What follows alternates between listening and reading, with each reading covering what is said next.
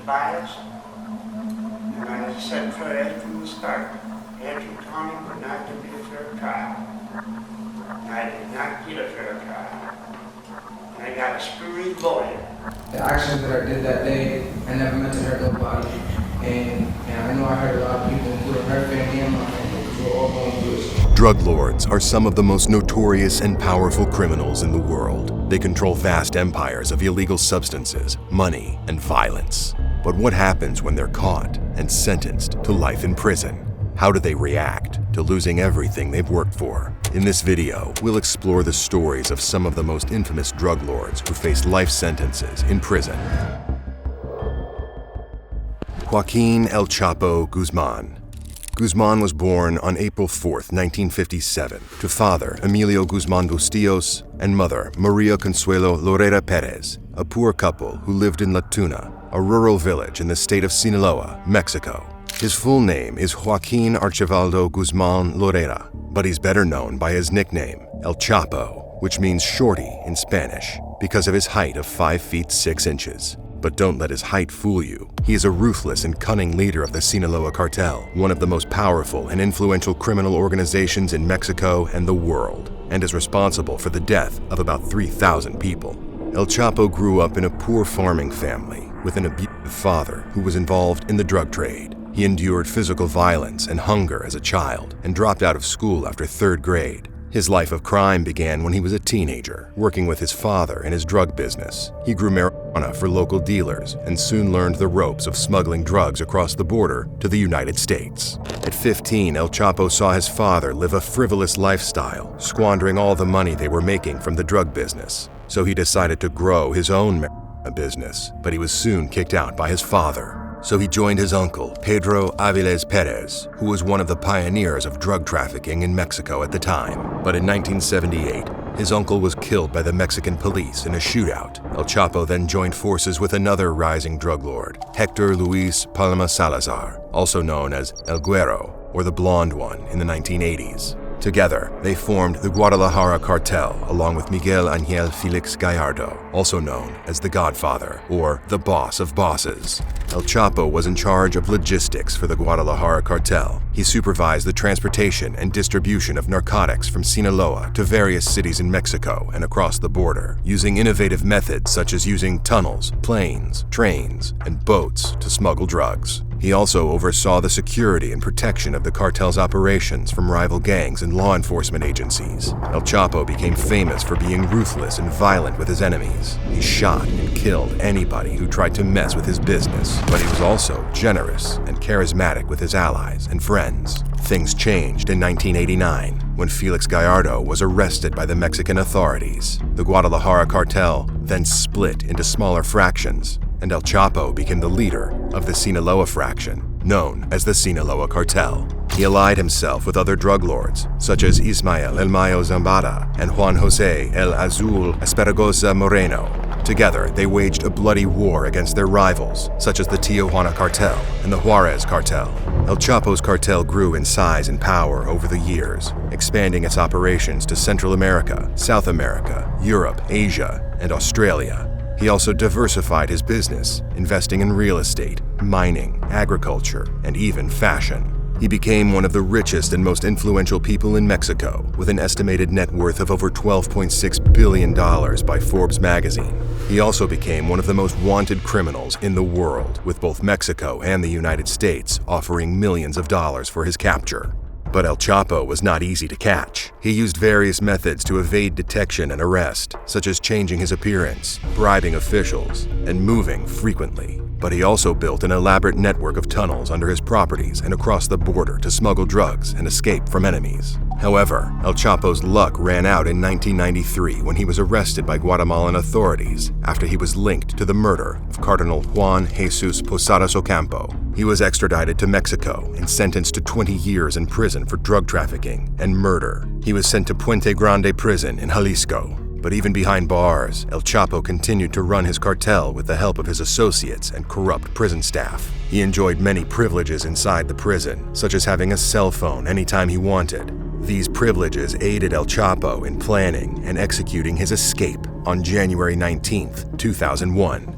He bribed several guards and officials to let him out of his cell and into a laundry cart, which was then driven out of the prison by an accomplice. El Chapo remained on the run for 13 years, managing to evade capture by the Mexican and U.S. authorities. He continued to expand his empire and his wealth, earning him a spot on Forbes' list of billionaires and most powerful people. He also became a folk hero for some people in Mexico, who admired his rags-to-riches story and his defiance of authority. But El Chapo's fame also made him more vulnerable and exposed him to the public eye. He was captured again in 2014 after a joint operation by the Mexican Navy and the U.S. Drug Enforcement Agency, the DEA. He was found hiding in a hotel room in Mazatlan, Sinaloa. This hotel is located on the outskirts of the town, maybe about 3 or 4 miles, about 6 kilometers. When you look at it, it's a perfect place for federal authorities to bring El Chapo. This is the room. It's the room that you see that's been made famous now as a result of the photograph. In fact, just sort of guesstimating, El Chapo would have been sitting right about here, looking off in that direction. After his arrest, the notorious drug lord was transferred to the maximum security at La Palma or Altiplano prisons. However, El Chapo pulled off another daring escape on July 11, 2015, using a sophisticated tunnel that was dug right under his cell. Then, he sits down, appearing to remove his sandals. And then, he vanishes. The Mexican Attorney General's office says it took between 8 and 10 months to build the tunnel. As many as 15 people worked nonstop to build it. The tunnel was equipped with lights, ventilation, rails, and a motorcycle. He rode the motorcycle to a nearby construction site where he met his accomplices. His escape caused a huge embarrassment for the Mexican government and sparked a massive manhunt. Eventually, the drug lord was finally recaptured on January 8, 2016, after a fierce shootout with the Mexican Marines in Los Mochis, Sinaloa. This time, the Mexican authorities were happy to extradite him to the U.S. in 2017, where he faced multiple charges of drug trafficking, murder, money laundering, and conspiracy. He was tried in New York City in 2019 in what was described as one of the most complex and high-profile trials in the United States history. El Chapo was found guilty on all counts and sentenced to life imprisonment plus 30 years. He was also ordered to forfeit $12.6 billion worth of assets that he acquired through his criminal activities. As the weight of his sentencing came down heavily on him, the infamous drug lord, who was responsible for the deaths of thousands of people, was seen crying. His face says it all. The most powerful drug lord ever to live, reduced to tears in the hands of U.S. federal agents. He looked shocked and defeated. Although we can only speculate about the cause of his tears, he visibly could not handle the consequences of his actions. He is currently serving his sentence at ADX Florence, a supermax prison in Colorado that is considered one of the most secure and isolated facilities in the world. He was once the kingpin of a cocaine empire that spanned several states. He had millions of dollars, hundreds of associates, and thousands of customers. He thought he was invincible, and he underestimated the power and persistence of the law. But he was wrong, because he paid the price for his greed and arrogance. You're convicted because you're guilty. That's the plain and simple truth of it. The evidence would show that, the wiretaps show that, and at the end of it all, I find that you obviously should be sentenced for your involvement, your participation in this racketeering enterprise. Born in 1970 in Macon, Georgia, he grew up in a poor and violent neighborhood where narcotics and gangs were common. He dropped out of school at an early age and started selling marijuana on the streets. He quickly gained a reputation as a smart and ruthless dealer who would not hesitate to use violence to protect his turf or settle disputes. By the late 1990s, Williams had expanded his business to include coke, which he obtained from suppliers in Mexico and Florida. He formed a network of associates and distributors who sold his product across the region, including in Butts County and the Jackson area. He also had connections in Washington, D.C. and New York City, where he planned to expand his operations. Williams was very careful to avoid detection by law enforcement. He used burner phones, encrypted messages, and code words to communicate with his partners. He also used multiple aliases and vehicles to conceal his identity and movements. He lived a lavish lifestyle, spending his money on luxury cars, jewelry, and women. He was known to frequent casinos, nightclubs, and strip clubs, where he flaunted his wealth and power. However, Williams' luck ran out in March 2020, when authorities seized a shipment of 87 pounds, or 39 kilograms of cocaine, worth nearly $4 million in South Macon. The shipment was tracked back to Williams, who was identified as the head of a regional drug dealing operation. The Houston County Drug Investigations Unit launched a massive probe into Williams' activities, using wiretaps and surveillance methods to monitor more than 25,000 telephone conversations and text messages. They also arrested more than a dozen suspected local dealers who were linked to Williams' network. Following his arrest, the drug lord was put on trial. You are involved in that problem that exists with many defendants that come before me. While Williams sat down quietly and took it all, his attorney argued. We talking about for me, Judge? You're holding what I said I'm talking to Mr. Williams. I've heard everything. Right, but you're holding what other accusations? He didn't testify. In November 2021, he was found guilty of 3 racketeering charges and was sentenced to 40 years in prison. I will sentence Mr. Williams to 20 years to serve. Count 2, I will sentence him to 20 years. That will be consecutive to count 1, and I'm going to require that be served. 20 years to serve. Count 3 already indicated that is merged with count 1. So. However, the kingpin showed no emotion as the verdict was read. Wallace Bigger is not your typical drug kingpin. He didn't live in a mansion, drive a fancy car, or wear expensive clothes. In fact, he lived in a trailer, a camper, or an apartment above a pizza store in Mansalona, a small town in Antrim County. He looked old and frail, but despite his humble appearance, he was the mastermind behind a massive drug operation that brought thousands upon thousands of pills to northern Michigan. Did you live a big lifestyle? Were you sitting out next to the cement pond with the BMW parked in the driveway? No, you weren't. You lived a pretty crummy lifestyle, time to time, in a camper in your daughter's front driveway, but it didn't stop you from being manipulative. It didn't stop you from abusing other people. Bigger had a connection with a doctor in Saginaw who prescribed him large quantities of morphine and Dilaudid pills, which are powerful opioids used to treat severe pain. Bigger would drive to Saginaw every month, pick up the pills, and bring them back to Mansalona, where he sold them for $10 to $20 each. The illegal operation went on for about 2 years, from 2011 to 2013. During that time, Bigger and his associates flooded the area with opioids, fueling the epidemic of addiction and overdose. According to the Centers for Disease Control and Prevention, the CDC, Michigan had the 10th highest rate of drug overdose deaths in the nation in 2013. Antrim County alone had 11 overdose deaths that year. But Bigger's reign of terror came to an end in 2014 when the Traverse Narcotics Team, TNT, a multi-agency task force that investigates drug crimes in northern Michigan, launched an investigation into his activities. They used undercover agents, confidential informants, wiretaps, surveillance cameras, and search warrants to gather evidence against him and his co-conspirators. Numerous people were brought in to be questioned behind closed doors about what they knew about the drug dealing in the area. The investigation resulted in the arrest and indictment of Bigger and several others on various charges related to drug trafficking and conspiracy. Bigger was charged with conducting a criminal enterprise, which is the most serious charge under Michigan's racketeering law. He faced up to life in prison if convicted. However, Bigger pleaded not guilty and went to trial in August 2020. He claimed that he was innocent and that he was framed by the police and the prosecutors.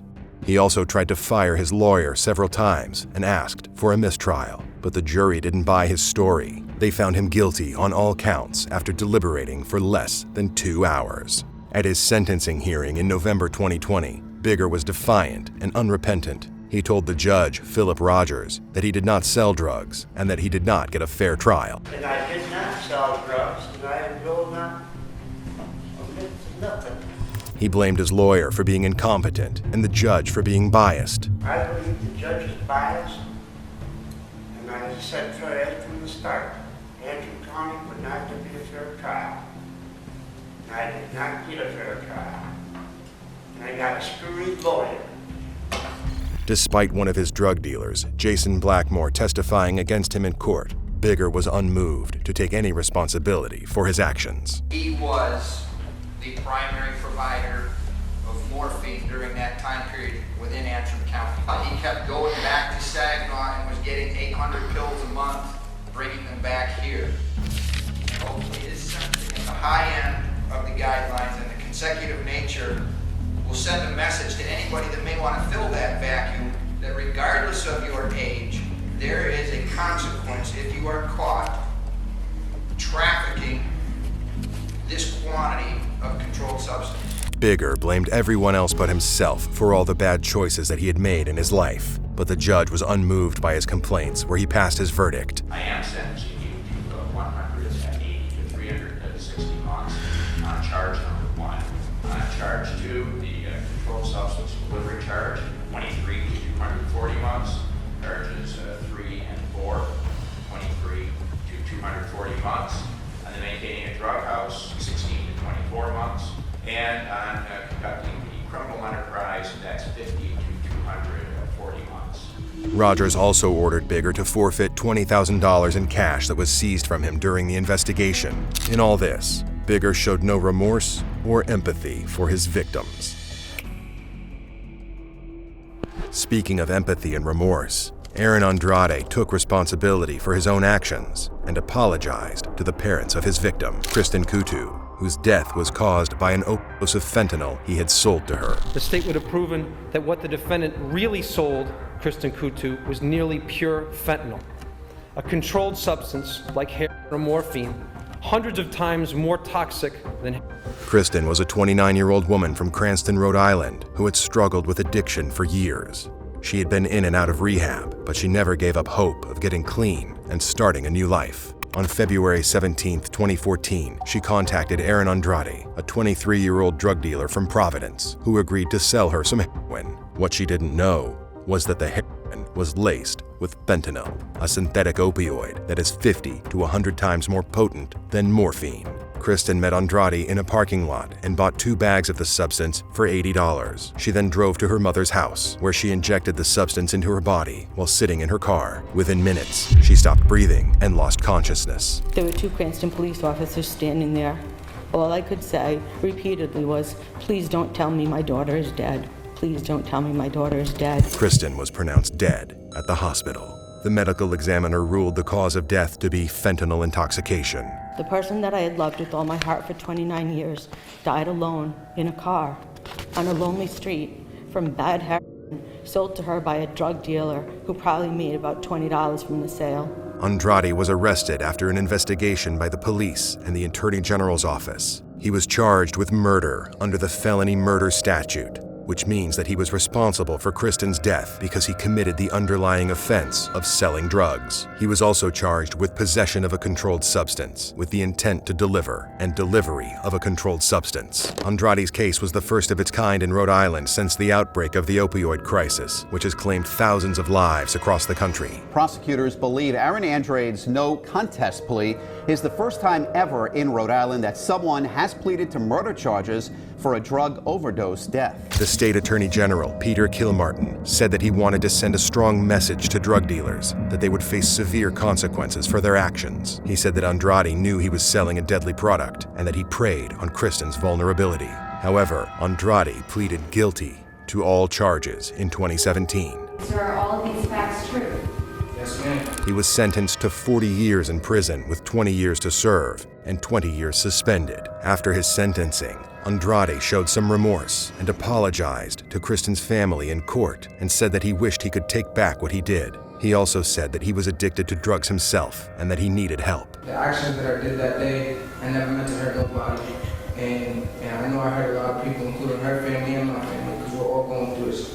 It does make me feel a little bit better that he has that remorse and that he feels sorry for what he did. Kristen's family said they were satisfied with the outcome, and they hoped that Andrade's sentence would deter other drug dealers from selling fentanyl-laced heroin. They also said they wanted to raise awareness about the dangers of fentanyl and the need for more treatment options for people who suffer from addiction.